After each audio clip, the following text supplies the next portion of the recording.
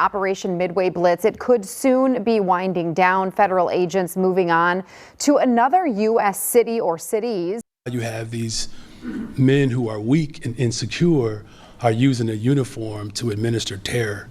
I'm calling you right now about taxing the rich. How are we going to afford? Look, we got people in basements. We got people in attics. We got kids being terrorized. Look, the fact of the matter is that corporations like McDonald's, Google, some of them are actually complicit in what is going on in our country. They are complicit in how they are funding terror against our community. And we're back, y'all. Thank you for watching today. Go ahead and hit that like button, my people. You know that helps us out a ton. And of course, it helps you because it helps us keep bringing you these stories every day. Now, y'all, we're going to be bringing you an update on Chicago. It looks like Operation Midway Blitz is coming to an end, y'all. So, your boy, the illustrious sub 10% approval rating mayor of Chicago, he's probably breathing a sigh of relief because we all know there was really nothing he could do while the Customs and Border Patrol, should we call them troops, agents, while the agents were in Chicago. So it looks like they're going to be leaving. He'll be breathing a sigh of relief, but it's not all rosy, the picture for him, because it looks like ICE will be staying behind to continue their operations. So your boy, he's getting a little bit of a reprieve, but it's not a total victory for him.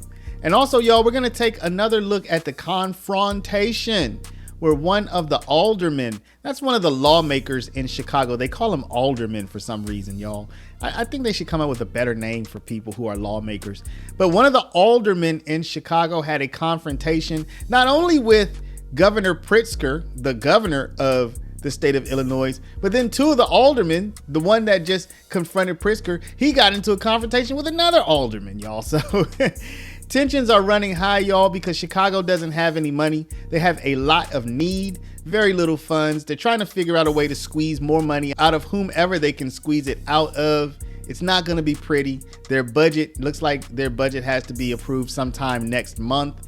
And yeah, it's going to be ugly. And we got a preview of that ugnosity, that uglosity yesterday. So we're going to look at that. And finally, y'all, I want to bring a concept to everybody here. You know, we try to drop these jewels from time to time. This is called the is-ought problem. Is, I-S, ought, O-U-G-H-T. How do you go from something is the case to something else ought to be the case?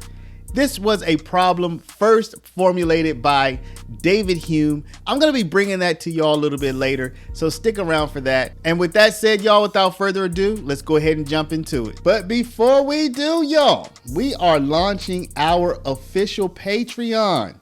So if you want to be a founding member on our Patreon, we have just 222 slots, y'all. If you want to be a founding member, go down, click the very first link in the description, and you're gonna feel good about this, y'all, because believe it or not, we are an actual paralegal school, and we help people get their paralegal certificate and get working in the paralegal field. And all of the proceeds from our Patreon, when you enroll as a founding member, all of that is gonna go to scholarships for people who would like to study at our institute, y'all. So click that first link down in the description.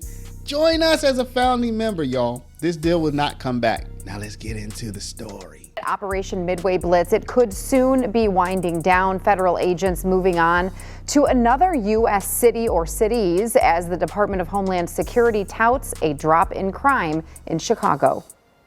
You have these men who are weak and insecure are using a uniform to administer terror.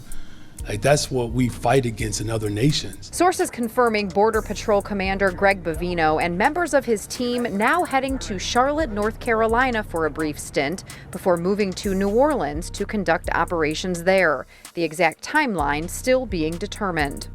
So it looks like while the Operation Midway Blitz was going on, it looks like there was a drop in crimes in some areas, in particular in murders.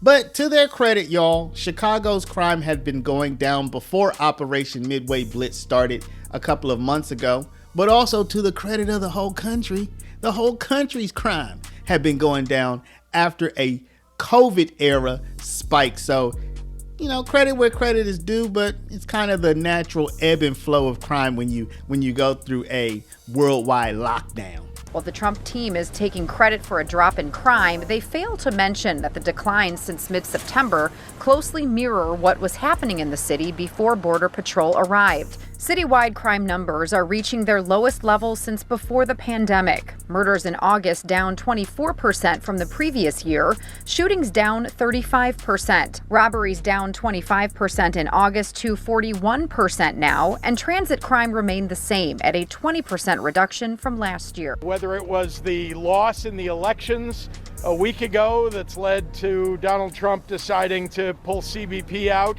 or the fact that Greg Bovino is a snowflake on a day when you can see some snowflakes. Whatever it is, the people of Chicago have deserved better than having CBP and Greg Bovino in this city. So the governor of Illinois threw his 2 cents into the situation. And yeah, that's right about when he was being confronted by one of the aldermen in Chicago. So let's go ahead and take a look at this. Y'all, now, I will say this. I'm going to show you here shortly where pretty much everything that this alder person says doesn't make any sense. It sounds like it makes sense, but I want y'all to be a more educated audience. I'm going to show you how it doesn't make any sense. But let's listen first to what he has to say. I'm calling you right now about taxing the rich. How are we going to afford? Look, we got people in basements. We got people in attics. We got kids being terrorized. Yes, and you oppose the corporate You want to talk about that? I want to talk about what we need to do to help our community. What we need is a progressive income tax, a graduate income tax in the state. And when is it going to happen? Yes. Yeah, I agree. Or the surcharge. You know that I've worked very hard to get that passed when I first got elected. Yes, and you got one more second. Wait, no. One more second. No. Hey, the state police continue to. The state police is arresting protesters. When are we gonna be? Alderman, I'm open to talking. I was talking to them. Who are you protecting, brother? Relax. Who are you protecting, brother? Relax. You. What are you doing? Don't get in my face. I was asking Relax. I asked a question. We were just. Hey, I appreciate your passion. So we're going to get some more from this alderman, y'all, so you can hear more of his, what I would call illogical thinking. And let me explain this to you. Earlier, I said there's something called the is-ought problem. I'm going to give it to you real simple here. Imagine we say there's a situation. Poor people are having problems with money. Okay, that's the is. There is the situation of poor people with money problems. Okay. And then someone says rich people ought to help them.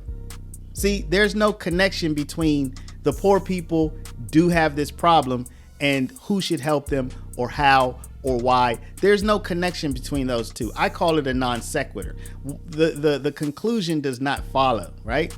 So that's the way I think about it. So anytime you go from an is, this is the situation, to an ought, this is what we should do about it. This is the way the world ought to be. You have to insert some kind of connecting argumentation in there. So what you're going to hear Sigcho-Lopez say, you're going to hear him say, hey, people in my ward, they're sleeping in basements. They're sleeping in attics. Okay, that's the is. So billionaires should pay more taxes. How did you come up with that solution? Why isn't the solution that the churches should help? Why isn't the solution that you in the government should do a better job with housing? Why isn't the solution that you in the government should stop wasting money over here and over there, or reallocate or whatever? You see? So you have the is, which is poor people have problems. Poor people have money problems, which we all know. Then you have the ought, which is what type of solution. First of all, the ought is that there should be a solution. And then what type of solution ought we employ? And that's really where things get stuck, because Sigcho-Lopez says it ought to be this way, but he doesn't have any real basis for saying that except for that's his preference. Alderman Sigcho-Lopez, this was a press conference for veterans. Why confront the governor on the employee head tax? Well, we today remember veterans like Miguel Perez Jr., one a personal friend who was deported to Mexico. It is important that we know that there are immigrant veterans that are serving, and I'm grateful for Governor Pritzker to pardon him so that we can continue helping and protecting our community. The fact of the matter is that Trump and his cronies want chaos in our city, and we need to tax those billionaires and corporations who got in $1 trillion of benefits from these crooks while our communities are starving. They're literally people who cannot go to school, cannot go to school, cannot work. And in a moment like that, it is critical that we also talk about how we're going to prevent the chaos and violence that Trump wants in our city. And that means that we need to charge the rich, the corporations, the people who don't pay taxes while our communities are being terrorized, and these mercenaries get bonuses. So he argues for a $21 head tax. So think about this, y'all. You're a larger company. You have 200 employees. You are in Chicago, or you want to move to Chicago, or you want to open a branch in Chicago, or you want to expand in Chicago, and they're saying, yeah, come on, we're only going to charge you $21 per person per month to do that. It's like, well, I don't have to pay that anywhere else. Why should I do? So it's punishing the type of behavior that would help Sigcho-Lopez's constituents get out of the basement. Do you see how it's backward? They need a job, right? So why don't we tell the job makers, the job creators, the job expanders, yeah, we're going to charge you to do the very thing that we need you to do to help the people get out of the basement. Doesn't make sense. When I think about the fiscal situation we find ourselves in this city, we really need to grow the size of the city, and that's going to require housing, and that's going to require jobs. And I think putting a jobs tax on will in fact do the opposite of that, and tax the behavior that we're trying to create. Additionally, we have to be honest about the numbers. I know the mayor and his allies say this will hit 3% of companies, but in reality, it's going to hit a third of our private sector workforce if you do the math on that. So y'all, we have to be more savvy. We have to be better educated. We have to understand that when we see that there is a problem, that doesn't mean that somebody's solution is the way things ought to be, right? Everybody comes with their preconceived notions, their sense of morals and ethics and even religion. And that's how they come up with how things ought to be.